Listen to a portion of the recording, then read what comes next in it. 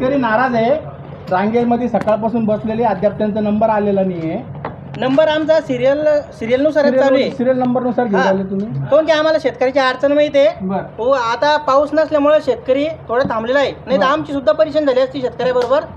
आणि आमचं जे वाटप चालू आहे बियाणं महाडिप्टीमधून, ते व्यवस्थितरित्या चालू आहे. फक्त कधी कधी काय होतं, अचानक कोणीतरी टाईट कपडे घालून येतं, आम्हाला थोडं परेशान करतं, आम्हाला डिस्टर्ब करतं.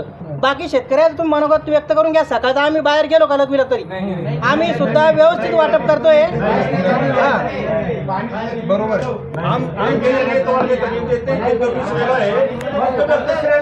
सिरियल चालू आहे. सगळं शेतकऱ्याला सिरियल नंबर न द्या.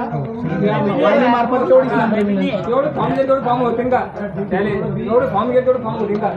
फॉर्म सर्वांनाच बियाणं भेटणार आहे. जे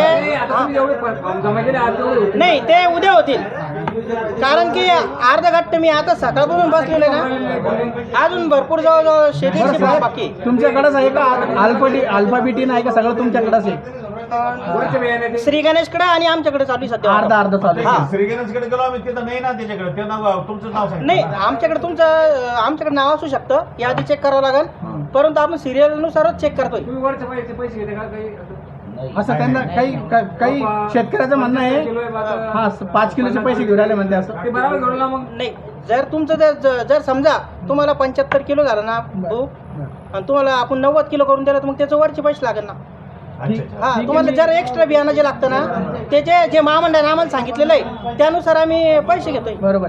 शेतकरी कसा नेहमीच अडचणीत राहतो, पाऊस नाही पडला अजून अडचणीत आहे, तर त्यांना रीतशीर व्यवहारशीर म्हणजे थोडं उशीर का नाही लागत, पण व्यवस्थित देऊन टाका त्यांना बियाणे. मला पण शेतकऱ्याचा जाण, मी शेतकऱ्याचा मुलगा आहे, त्यात काही हे